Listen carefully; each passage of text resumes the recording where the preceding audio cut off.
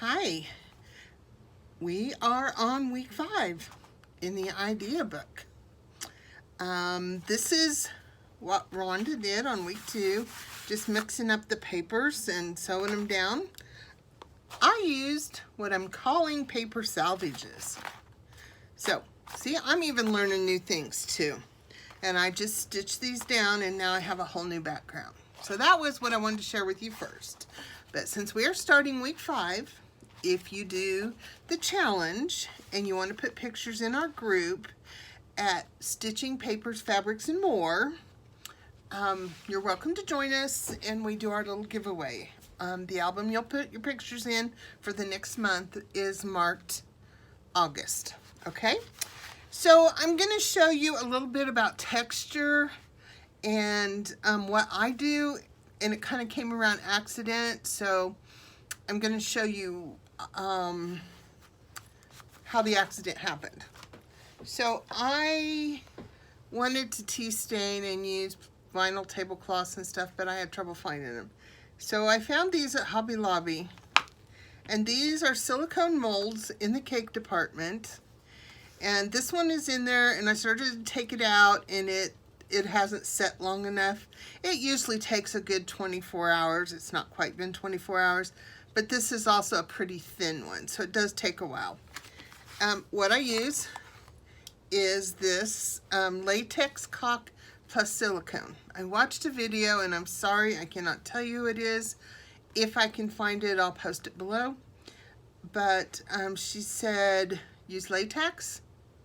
Do not use all silicone. If it's got silicone in it, it's fine. And that kind of makes sense because these are silicone, and yeah, these they maybe would kind of become best buddies forever. So to do this, it's just I spread it out like this, and then you put it on and keep working it in. Well, I have several here. This is one of my long lace molds. Got this at Hobby Lobby, and this is one of the pieces I took out. Now, this isn't the project. This is just what got me to what I'm going to share with you now. So, what I'm going to share with you now is what I did with, after I put it on here, I had so much left on my palette knife, and, I mean, this stuff is like $2.50, and it lasts forever. So, but, as crafters, we don't throw anything away. So I know that we all have papers that we think, why did I buy this color? Or this is the ugliest pattern I've ever seen. So all you gotta do is just paint it. All I did was some gesso, a few drops of other colors, scraped it, didn't even dirty a paintbrush. And that would be like this. This is the book, this is the page that fits my book. And I just gessoed it. It's not quite dry, so I was trying to save steps, but we don't want to wait for paint to dry, so we're going to use something different. This one is already done, and this is gessoed, so say I want to add a little bit of color. I'm just going to add a couple drops. That's way more than I need. Way more than I need. And I'm just going to use my handy dandy scraper and add some color.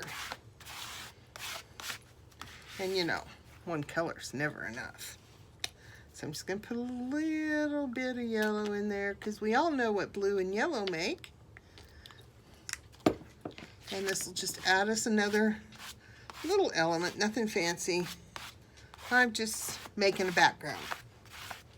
So after we've done that and we let our paint dry, then we can take all that leftover, which really isn't going to be leftover because we're going to use it correctly this time.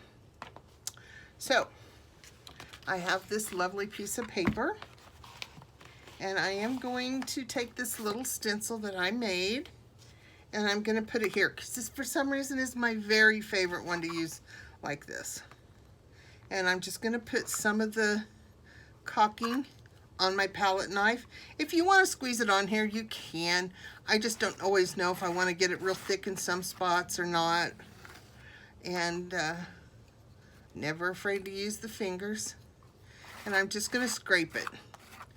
I don't want it perfect. I don't want every circle solid. I don't want every circle filled. So let's try it this way. I'm going to squeeze some out and continue. You can do the whole page. You can do part of it. You can do hit and miss. I kind of like the hit and miss, but you know, I tend to be a very random person. So that's all I do. And it is such a thin coat. It does not take very long to dry. I have never timed it because I tend to start something else, and then when I pick it back up, it's ready. And then I just peeled this off.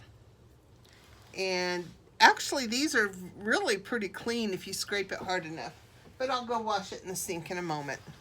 So, and as you can tell, some of my spots are starting to pick up the paint from the other side, from the paper. This side I've already done, and I have not painted it. This is what's coming up from the paper. It's just kind of, and I love that texture. So if you want to enhance that, there's no reason you couldn't take a big paintbrush and kind of dry brush another color in there. Or take your inks and just kind of distress and add, it's just going to add darkness to the edges. So there's so many things you can do with it. Now, here's, we can't do this one until it's dry. But really, honestly, I don't think it's going to take much more than an hour. So here's one I already did. This was actually the first one I did when I was doing the other thing, and I just put some on there, and I think that this one I added paint to. After it was done, I took the paint and put a little bit on my scraper and then just scraped it in places where I wanted it. And this one, I did the same. I just put the texture on there and just highlighted it a little bit with some paint. Probably used the scraper, but maybe I used my fingers, maybe I used a big brush. All of those things will work. And that's the fun of this. It's not an expensive thing. It looks amazing and you get all this extra texture. But just to show you this one that I just did, if you're worried about, oh, is it going to get hard and crumbly? Nope. This one has not. Will it over time? I don't know. I don't think so. This one's been done for several months, and it still has plenty of give in it, and it's extremely cheaper than the texture pastes, because you know, I never thought I wanted texture pastes. I never thought I'd want to do this, and this was a happy accident. But I think it will be amazing in our books. I did do, you know, one of my book pages painted, and I will, as soon as this dries, do it all up and add it to the end of the video. So for now, I will see you all later. Okay, so here's the sheet. This is the one I already had done, and this is the one I did while we were talking. And all I added was a little bit of green paint. That's it. It just picked this all up.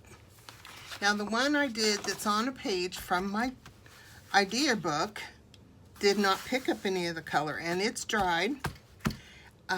My guess is this was gessoed, and these were water-based inks, so that must be why they picked them up. This was acrylic, and so therefore it didn't pick up those colors. So all you need to do is figure out kind of what color you want, and I have two colors of paint here. I have some turquoise and I have some yellow. So I'm going to pick this up, and I'm going to use this great big, oh, I don't know what kind of brush you call this. I've had this for 20 years. So I'm just going to put some paint in it, and I'm going to brush it off to the side because I want it pretty dry. And I'm just going to hit and miss this. And I think I want still a little more yellow.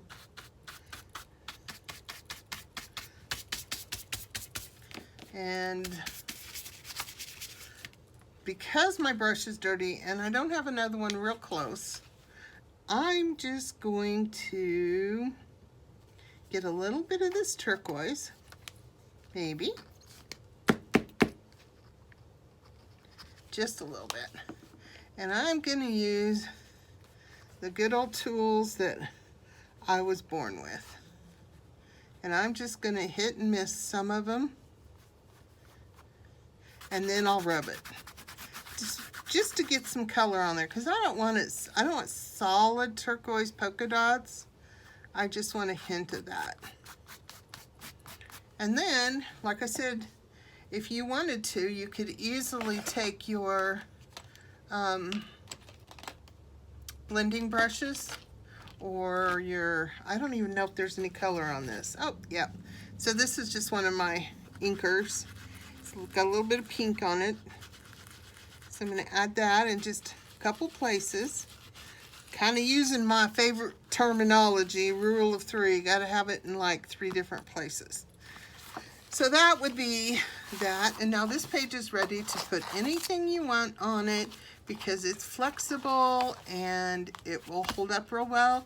It's great on the cover of a book, but it's also great in a page because you could just take images and glue them on or sew them on. Now, because of the texture, you probably want to use a wet glue. You know, stitch them on. This is very thin, so it's not going to gum up anything, especially if you wait till it's dry. So that is the finale of my texture pages. I hope you've enjoyed it. Bye-bye.